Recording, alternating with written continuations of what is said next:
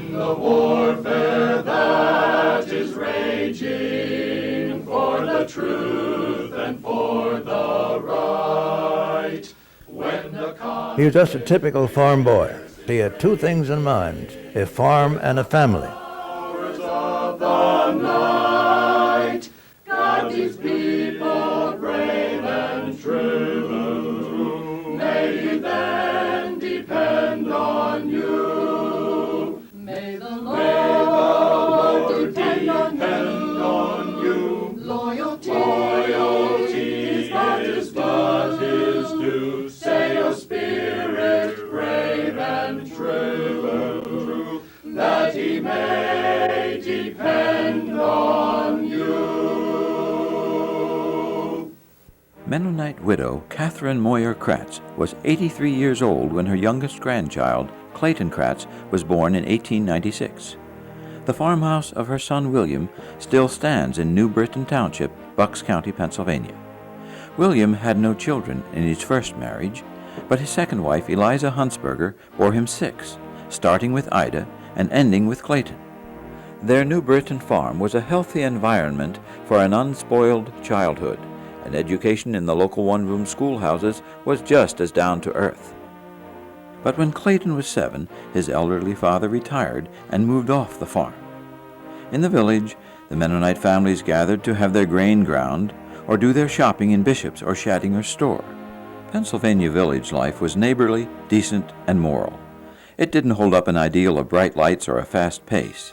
So as a teenager, Clayton Kratz was learning to appreciate non-glamorous integrity. What he wanted for himself was not out of the ordinary. He had a great feeling of family, and he loved his family, and he always said, I want a big family. I want a big family. Probably because his father had died. William Kratz died when his son Clayton was only 16 and a student in the nearby Hilltown High School.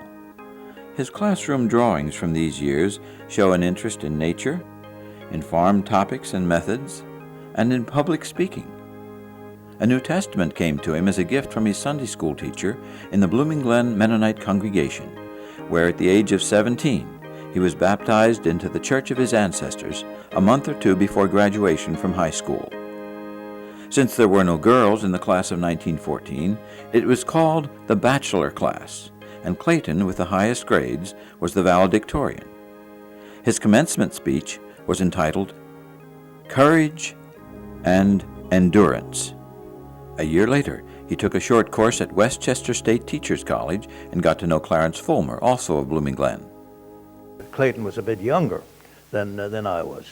That period we became very close friends. Before we went to college, we both taught in country school. And he and I started teaching when we were 18. And that is, I think, almost simultaneous.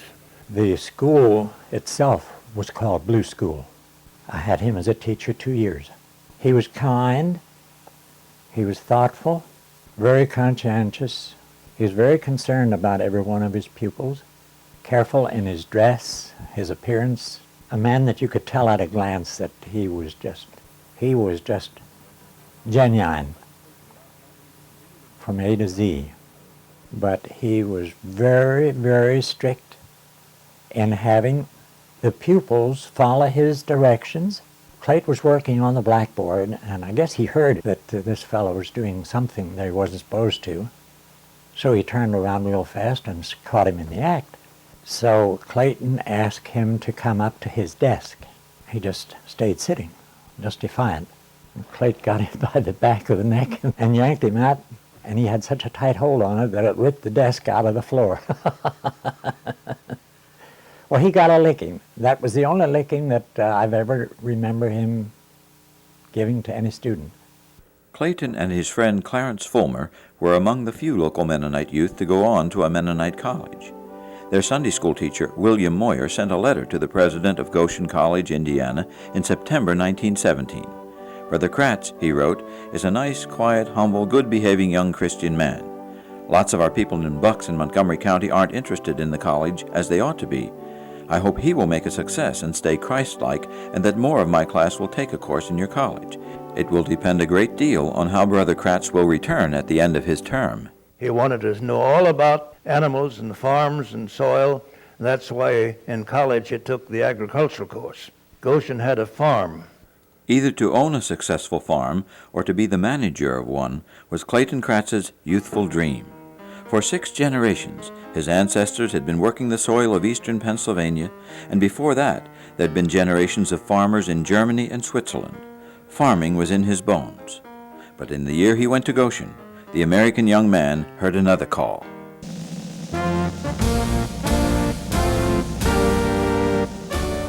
Clayton Kratz had to decide who he was. From all over Bucks and Montgomery counties, young men gathered at Doylestown and Lansdale to take the trains for Camp Meade, Maryland, where they had their pictures taken to send back home to their proud families and sweethearts. But in the barracks at the same camp were a small group of eastern Pennsylvania Mennonites, who declined to wear the military uniform, claiming to belong to the Army of Christ rather than that of a nation. This was the spiritual family of Clayton Kratz, through which he heard the call of Christ. Clayton's only living brother, Jacob, 3 years older than he, took the other option and joined the Signal Corps. But Clayton didn't want that option, nor did his favorite sister, Laura, wife of farmer Lydy Smith, who wrote to Clayton at college. I guess you will be in the draft, too. We have one brother in the Army and would not wish to see another one in. We have struck a good plan for you. If you stay in school, you will surely have to go. If the young men go on farms, they do not need to go. You farmed more than anything else. If you come home and work on a farm, it could help you out, and when the war is over, you could go to school again. Clayton loved his sister Laura, on whose farm he had lived, and he kept all her many letters to him. But though he took her concern seriously, realizing that she spoke for their mother as well, his next letter declined the offer. The idea of going to work on a farm was all right, but I didn't like the idea of trying to get out of it. I think this way. If our Mennonite boys have to go to camp and suffer a little persecution, I want to suffer with them if my turn comes, because I believe this will mean a whole lot to the church. Clayton was not trying to evade the call of his Lord. That he may depend on you. His choices reflected a teaching that had been deeply imprinted on his soul. As in the picture in the Great Martyr's Mirror of Dirk Willems, rescuing the very enemy who'd been trying to arrest him, or in the Swiss Mennonite motto, "The nicest coat of arms in the world is the plow in the farmer's field," or in a drawing from Clayton's Mennonite community a century earlier, showing 2 enemies making peace at a rosebush. When Clayton himself had drawn the American eagle, it was with his own interpretation. The olive branch was there, but the arrows were missing. Clayton's idea of himself was that of a peaceful farmer, and he never looked happier than when a girlfriend at Goshen snapped his picture with a farm friend. A few months later, he did give in to his sister's request, leaving school to work on Lydy Smith's farm at Hilltown with another hired man. That I will remember where the place is. The slightly younger Clarence Hendricks was amused to see this college boy who wanted to manage a farm having such a hard time with the chore of milking. Oh, yes. I would milk, maybe 3 to 4 till he had one done. He just didn't have it. It just didn't go for him. He says, Clayton said, "I can't see how you can get that milk so fast." Clarence got to know Clayton intimately as the 2 hired men shared the same bedroom in the Smith farmhouse. I remember Clayton on his knees before he went to bed, prayed for a long time. Clayton had been home only a half year when the World War was declared over on November 11. Bells and the bells were ringing and fire whistles blowing all over the world, it seemed.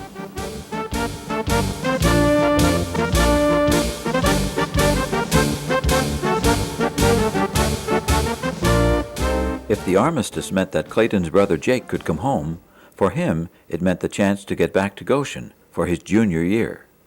Here, Clayton came into his own, socially, intellectually, and spiritually, becoming what later would have been called a big man on campus. He became so heavily involved that he confessed there was no time left for notoriety. His picture appeared 8 times in the 1920 Maple Leaf, of which he was chosen business manager. He was in debating with his friend Clarence Fulmer. In both the agriculture department and the botany classes, he was a teaching assistant, since he was too short of money otherwise to pay his tuition.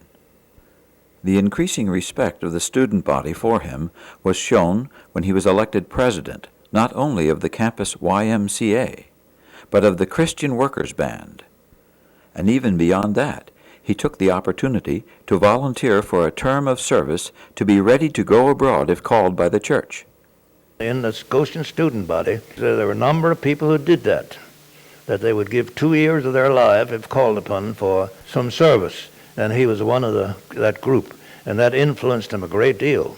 He was dedicated. Joining that movement, I think, was a turning point in his general life and his general spiritual life. He was a handsome young man. He was on the debating team. Ernest J. Bone lived in the same college boarding house with Clayton. Quite sociable. He was well liked. He was well liked by all the students. The boy from Blooming Glen was so popular that he was elected president of his class. Debater, orator, athlete, and social star, a many-sided man is our president, Mr. Kratz. His earnestness and ambition, coupled with determination and a genial nature, make him a leader in all these fields of activity. The girls had voted the fellow they called Kratz the most handsome on campus. And girls were interesting to Clayton. He'd had a number of dates back at Blooming Glen. He spoke of several friends. One of them was a Pennsylvanian who came from Paradise, and her name was Lehman. Then his girlfriend was in the academy. That was a Miss Miller, who came from across the line somewhere in Maryland. That was his first serious date, and he stayed with her for the rest of his college life. She was young and innocent, good-looking, and just simply adored Clayton. That's all I can say about her. She was interested in music and had a good voice, and she was singing a solo. And Clayton appeared just as she was in the middle of the solo, and she almost stopped singing. I want a big family, and the girl I'm going to marry must promise to have a big family.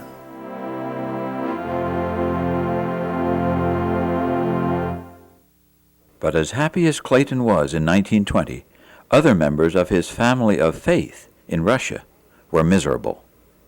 The major crisis of the 3 years of a Revolutionary War had its final severe battles in the Ukraine, in the Mennonite and German colonies, around the Black Sea, around the Azov Sea, because it was there where the thousands and thousands of white army troops and red army troops were able to get the supplies in order to sustain the armies. They slaughtered our cows. They took our horses. They confiscated our grains. And so by the time the war was over, there was no resources left. John Benjamin Taves lived in the tiny village of Alexandertal in the Mennonite settlement of Molochna in the Ukraine. Well, yes, it meant very much because we as a family were deeply, deeply in trouble at the time. All of us had come to the stage where our interest was simply interest of survival. There is only one craving that captivates you. A craving to get something to eat, and you don't care what you eat. It was during that time when in our village, the dogs that were there, they were eaten.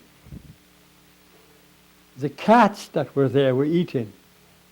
You do not ask, what do you eat? They were looking for gophers.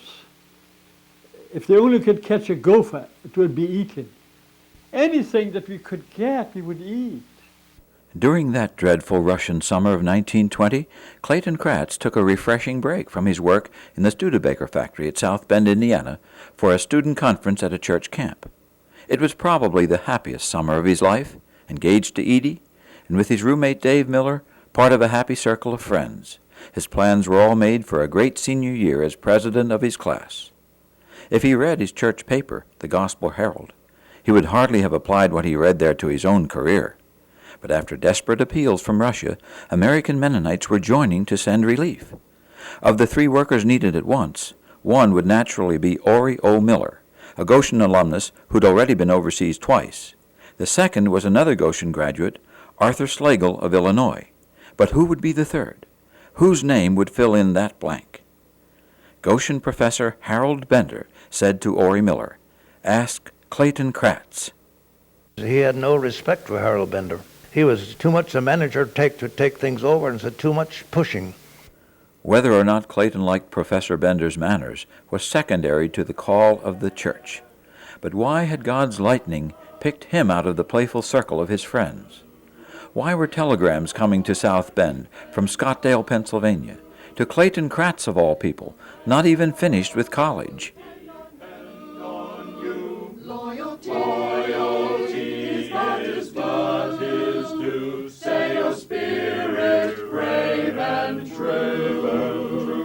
That he may depend on you. Dear mother and all, I could not conscientiously refuse, so I am going. I feel it my duty and privilege to help the suffering. I intend to stop at Merlin a little bit on my way home. All this has happened so suddenly that I was hardly able to get my breath. Clayton's brother Jacob took him to the Souderton Railroad Station, and on September 1, 1920, the 3 volunteers from the new Mennonite Central Committee, MCC, were crossing the Atlantic on the ship Providence. Ori had a camera along. For a few days they could be tourists, stopping at Naples and Pompeii and sending back postcards. The 3 took an automobile trip as far north as Rome, where they posed in the ancient Forum, and again at the great St. Peter's Cathedral, where they managed to get in on an audience with Pope Benedictus. A postcard showing a scene of the Appian Way went to one of Clayton's Goshen friends, and then came another voyage to Greece, where the Hilltown farm boy climbed the Acropolis. The next postmark on a letter to Blooming Glen was Constantinople, stating that Ori and Clayton were embarking on an American destroyer to cross the Black Sea toward the starving Ukraine. The American Navy's menu was so plentiful that Clayton and Ori had both pumpkin and mince pie at the same meal. The landing port was Sebastopol, on the southwestern tip of the Crimea. From there, a train could be taken up to the town of Melitopol on the mainland, where most of the Mennonites lived. The Russian scene was shocking to the 2 travelers. Ori Miller, who traveled widely, said he'd never seen a poorer-looking town than Melitopol. Stories of war chaos were afloat. Prices were high and food scarce in the open market. Women were desperately picking up coal between the tracks at the railroad stations. And carload upon carload of war material was seen moving north toward the front, where the White Army was believed to be defeating the Reds. Ori and Clayton had a little space on a personnel car, and for an interpreter they had the services of a Dr. Monastery, wife of a German submarine commander. She spoke English, Russian, and German, and 2 other languages. The 2 Americans had never seen such pushing to get on a train, as people who had fled the Red Army were now trying to get back to their homes. Had they only known how bad things were in the Ukraine, they'd probably have stayed away. There was a very common sight that in the mornings we would go along the street and there were bodies lying here and there and there.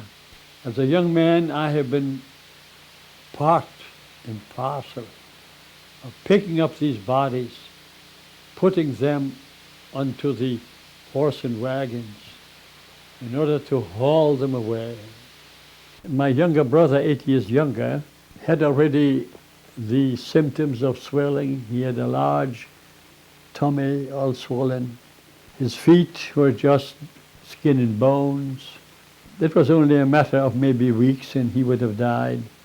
To get from Melitopol up into the Mennonite areas, Clayton and Ori took a horse-drawn carriage.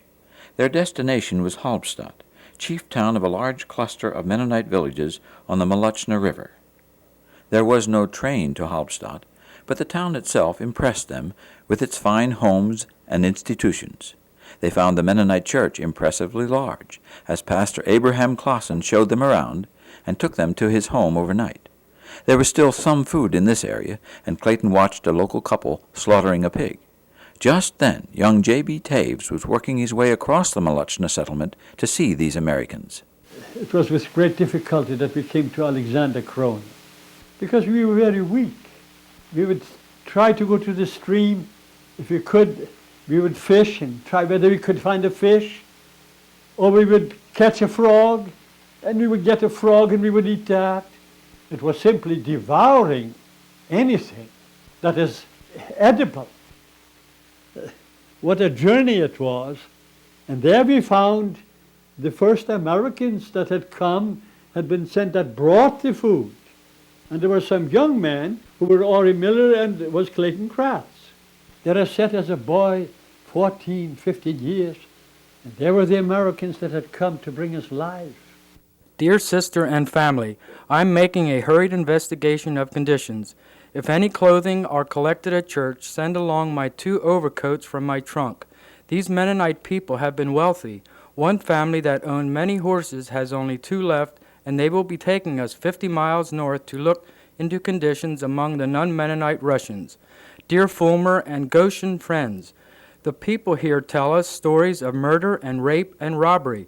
They say some 12,000 horses were killed in the last battles. The Mennonites here are the farming backbone of the country, but the battle line has passed over them 18 times and is now only 25 miles away. The whites are apparently retreating, and we already hear the red cannon in the distance. My regards to all. I enjoy the work. Your old pal, Kratz.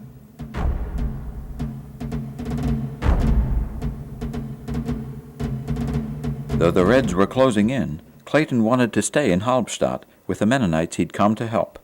He refused to follow the refugees boarding boats in Sebastopol for passage to Constantinople. He stayed in the home of the refined Johann Peters family, waiting for Ori Miller to come back with clothing and food. When the Peters urged him to flee, he said, "I'm not doing anything bad. No one will harm me." The Peters were willing to risk their last 2 horses to take him away. But just when he at last realized his danger and was ready to leave, he was arrested at 5 o'clock in the morning, 1 week before his 24th birthday. Only tantalizing fragments of news ever came back to Blooming Glen. Very few of Clayton's effects were brought home. It was wintertime, dead winter, and he had an overcoat on and had pulled his cap over his eyes and has gone north. That's the last sighting of Clayton Kratz. His fiancée then, Miss Miller, and didn't give up hope for about 10 years, and after that she remarried. Harley Smith, son of Clayton's favorite sister Laura, keeps his letters. My mother used to be kind of the one in charge of the Christmas dinners. She'd make a big dinner and invite all the aunts and uncles. But I can recall the prayer used to always be that maybe Clayton would return. And we had a little summer kitchen. And occasionally Mother would say that she had hoped someday the summer kitchen door would open up and Clayton would stand there. Clayton's cousin Irene Bishop also did relief work after the Second World War. When I was a small child and did the dusting on Saturday morning upstairs, I would open this hen, and there I found an obituary from the Gospel Herald that looked something like this, and there I would read about Clayton Kratz, how he went to Russia, and why he went there in 1920, to help our Mennonite brethren there. But, of course, he never came back. When I first went to Europe, I went to Germany. Yes, I often did think about Clayton Kratz. Never had him out of my mind in all these years. He would have been a great person to work with. He would do a lot of good service. And he's gone. Well, I said, I had the same idea. But now he's gone, I'll try and work even harder. 43 years after Clayton Kratz disappeared in Russia, a new residence hall was named for him at Goshen College. Where Clayton Kratz once chatted on the campus bench with his roommate David Miller, today pianist David Hughes and Julia Anders, both from Clayton's home Franconia Mennonite Conference, talk about the student loans helping them through college in the name of Clayton Kratz. And so, after all, the boy from Blooming Glen that the church could depend on, that his Lord could depend on, has his big family